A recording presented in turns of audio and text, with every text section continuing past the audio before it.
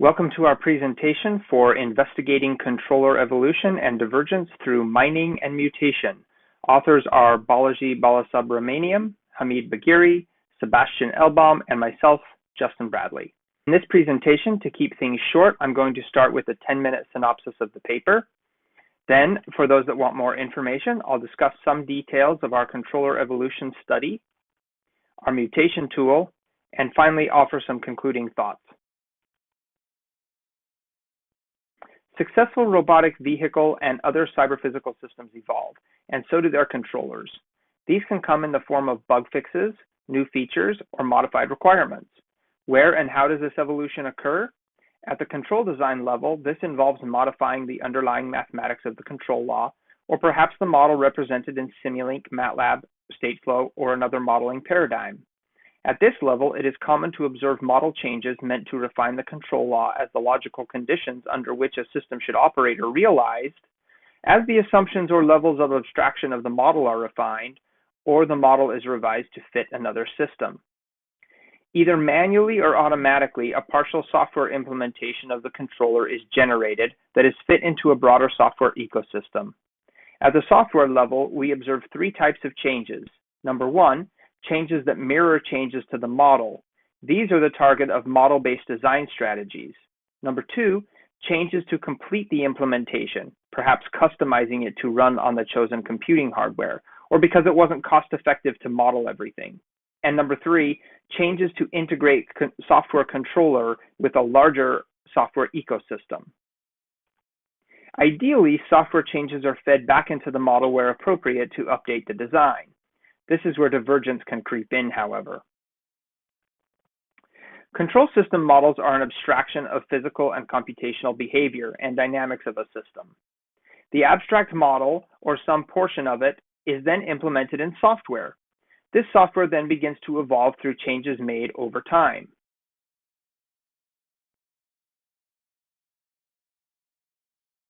This eventually can lead to divergence when software changes do not make it back or cannot be incorporated into the design model.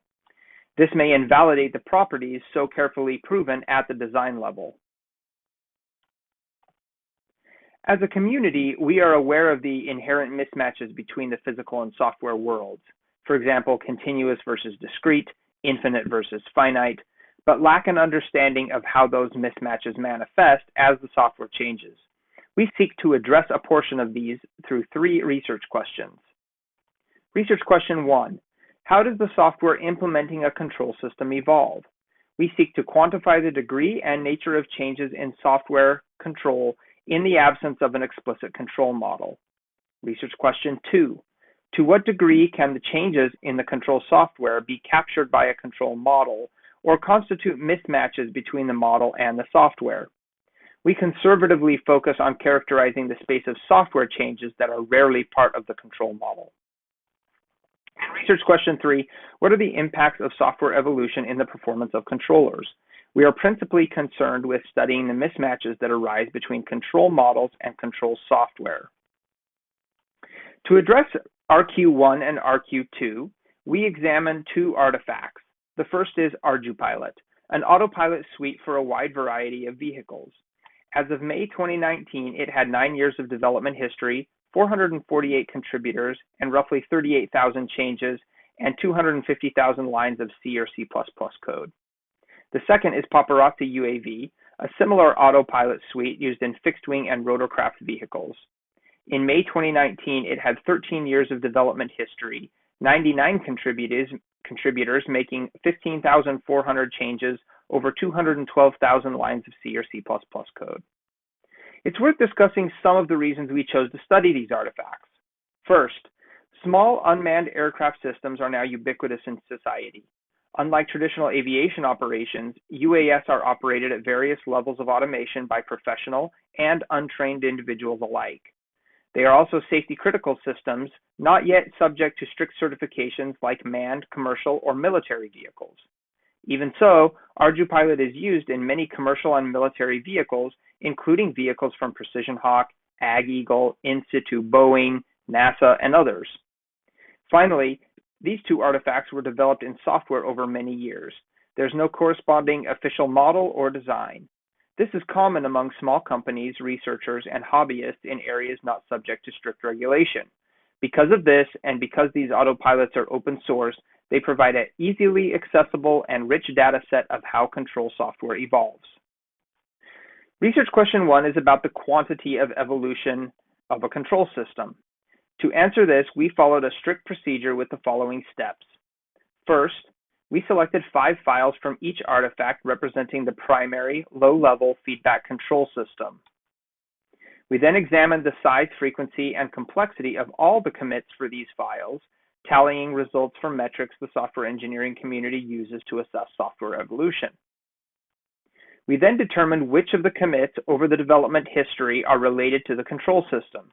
We do this primarily heuristically by checking for keywords in the changed code, for example, control, derivative, feed forward, analyzing commit comments by developers, and finally reviewing online documentation indicating changes that were made. Some portions of this process were able to be automated, for example, using syntactic keyword searching. We then went through and dismissed changes that were deemed semantically equivalent, such as comments, refactoring for code maintenance. And here are the results. Highlighted in red are the more extreme examples to notice. For example, apborrow.cpp started with 55 lines of code and ended with 382, a large growth rate of 594%. Aside from growth, code churn tells a different side of the story. Code churn is the total lines of code changed over a time period, in this case, the entire life of ArduPilot from 2010 to 2019. ACAttitudeControl.cpp had churn of 3,350 lines of code. Rewrite rate is defined as the code churn relative to initial lines of code and indicates how many times the file was effectively rewritten. ACAttitudeControl.cpp had a high rewrite rate over 22. This implies ACAttitudeControl.cpp was effectively rewritten 22 times and may not even resemble its original form. In summary, average growth of 131% in ArduPilot and 198% in Paparazzi UAV was observed, and half of the files have rewrite rates around 20. RQ2 focuses on what kinds of changes occurred over this evolutionary time period. Here, we're interested in classifying the changes to discover patterns and types of changes. To answer this, we followed another rigorous procedure. We took the remaining changes that impact the control system and made a determination of whether or not they could, hypothetically, be handled in a control model. To do this, we asked first whether the change could be handled in the underlying continuous or discrete mathematics, or if not, if they could be handled in a Simulink, Stateflow, LabVIEW, or similar model with reasonable effort. This determination was a judgment based on recent research into model-based design efforts and control theory, and a conservative approach was taken, defaulting to an assumption that a change could be handled in a model. We then sought to categorize the remaining 119 code changes. We recognize that what is possible to model in a model-based design paradigm is constantly changing. The choice of what to model is also subject to resources available, cost-benefit analysis, certification, regulation requirements, and technology available. 4 main categories of mismatches between control models and their corresponding control software implementations emerged and are listed in a table in our paper. Briefly, the first is related to resource attributes. These result from making a change to accommodate a feature or limitation of the computing architecture, such as available flash memory. Precision and accuracy changes are made to more closely mimic continuous mathematics, or possibly to improve computational performance by reducing precision. Time and space model changes result from intrinsic discrete nature of computing compared with that of continuous mathematics. Sometimes these changes can be handled in a control model, but often changing such values requires a reassessment of the computing system or its scheduling, and therefore may require additional changes that cannot be handled in a model. And finally, exception handling changes are made to handle anomalous conditions that would result in computational failure, such as checking that an input is not a number or infinity. We have provided an interactive website showing all this data, linking to the appropriate ArduPilot or Paparazzi UAV commits, and giving examples of each of these categories. The results are summarized in the table. Note that precision and accuracy is responsible for the most changes. Most of the time, such changes are made to improve precision, as you might expect. Sometimes, however, precision is sacrificed if a rough approximation is sufficient, but computationally simpler. Overall, the distribution of mismatches is pretty similar across the two artifacts. RQ3 examines the impacts of software evolution on control performance. We utilize concepts from mutation testing to introduce these types of changes and test the performance of the controllers. We developed a mutation tool that automates the process of generating code, mutating it, and comparing its performance to the original controller. First, the tool generates C code from a Simulink model. It then mutates the resulting C code using mutation templates developed from the 4 categories we previously identified. The mutations are made by constructing an abstract syntax tree from the code, randomly inserting the mutation into an appropriate location and rewriting the code. The randomness is designed to maintain good coverage of the code to test its robustness. The tool then compares the output of the original generated code against the mutated code.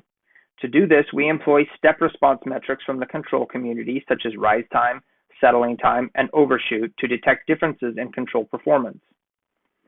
This mutation tool is also available on GitHub, and a link to it is on the website previously mentioned.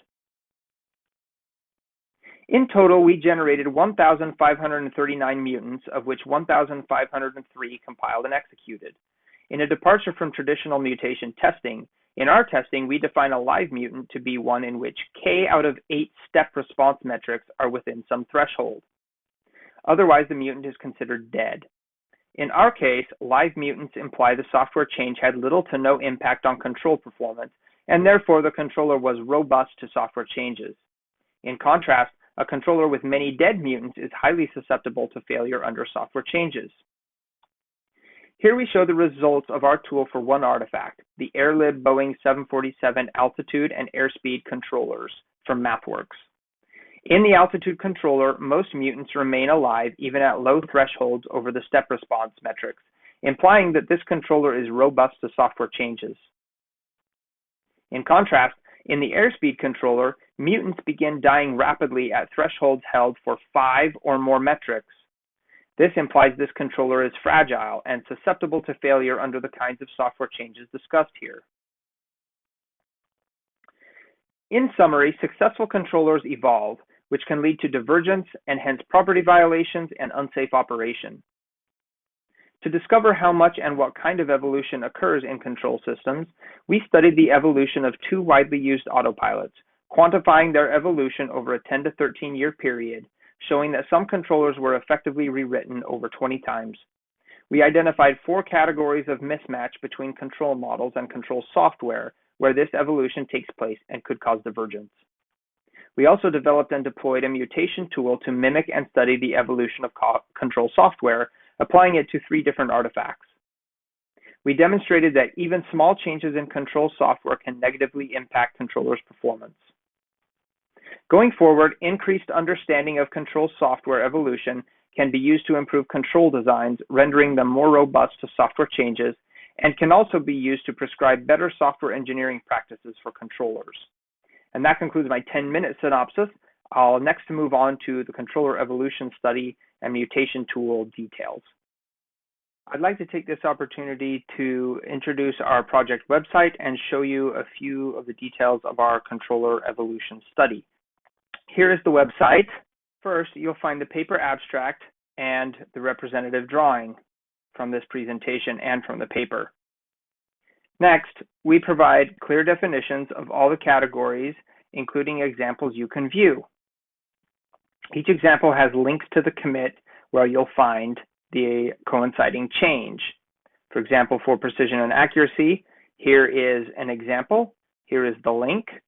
This is for ArduPilot. If you open this in a new tab, it will take you to the corresponding commit that illustrates the change for precision and accuracy. If you continue scrolling down, we provide the entire data set, our categorizations, links to the artifacts, an interactive table, and a description of the table. In the table, you'll find each commit we examined, how we classified it, our reasoning, the commit message, and a link to the commit so you can examine it yourself. You can also sort the data, narrow it down, or download it as you like. Here are download links. Here are sorting links.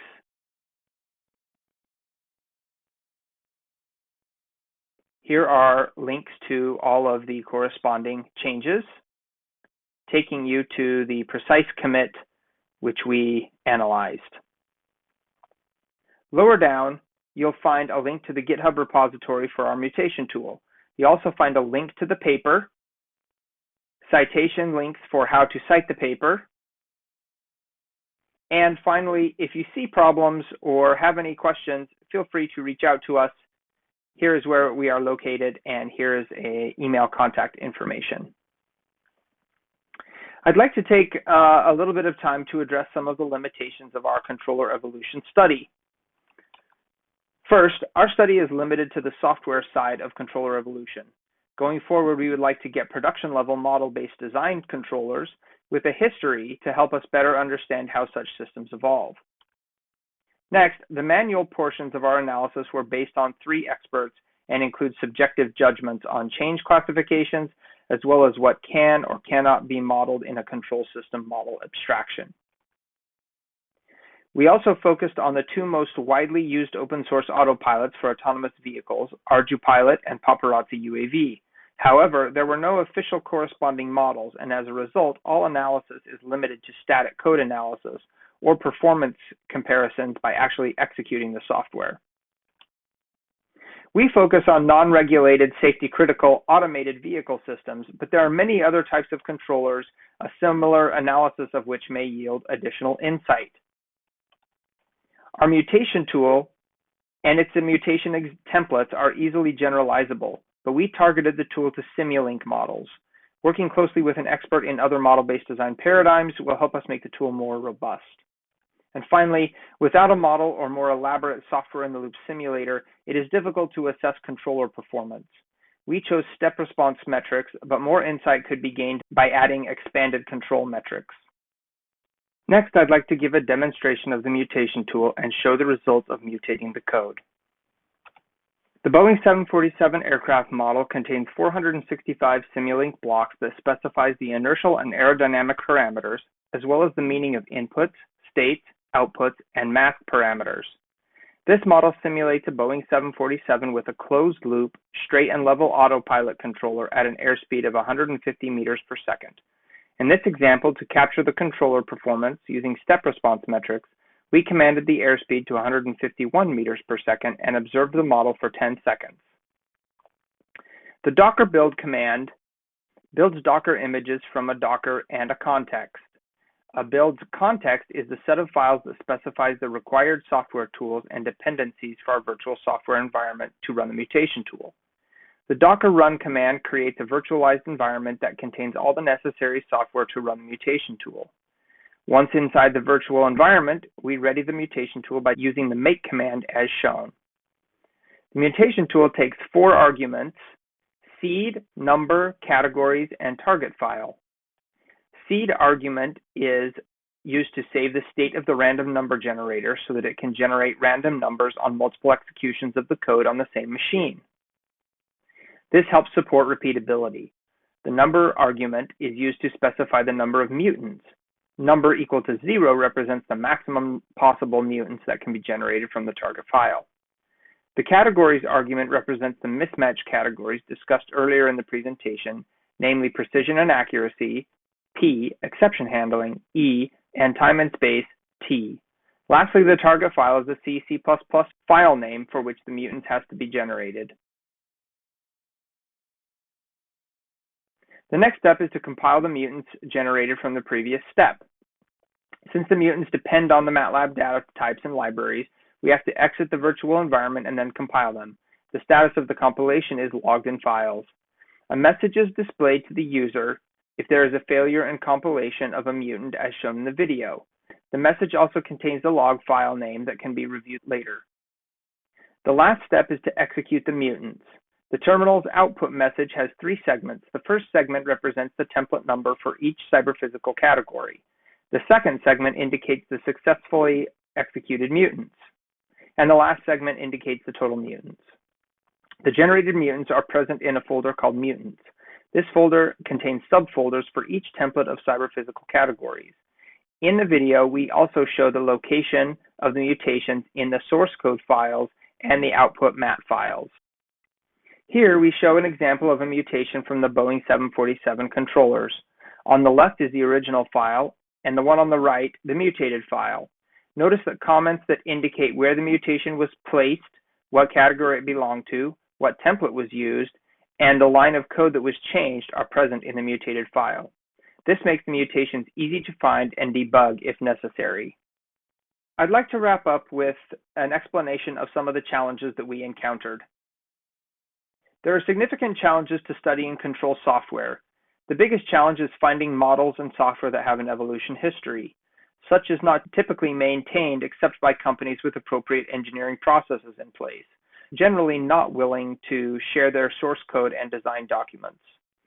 Finding model-based design examples with history is even harder since researchers, small companies, and hobbyists don't often employ costly, rigorous model-based design strategies. Large regulated industry corporations are less likely to share their code and designs. In software, what constitutes a controller may actually be spread across many files, packages, or libraries. Identifying the right files requires static code analysis and is prone to error. Identifying the changes that impact the control system is difficult in a large interconnected control system. More tools are needed to help decide which changes are important. Finally, comparing performance of evolved control code against original control code is difficult.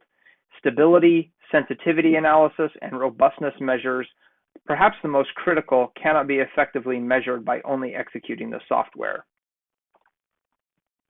To conclude, we studied the evolution of control software through 964 commits containing 15,066 line changes of two dominant open source control software suites.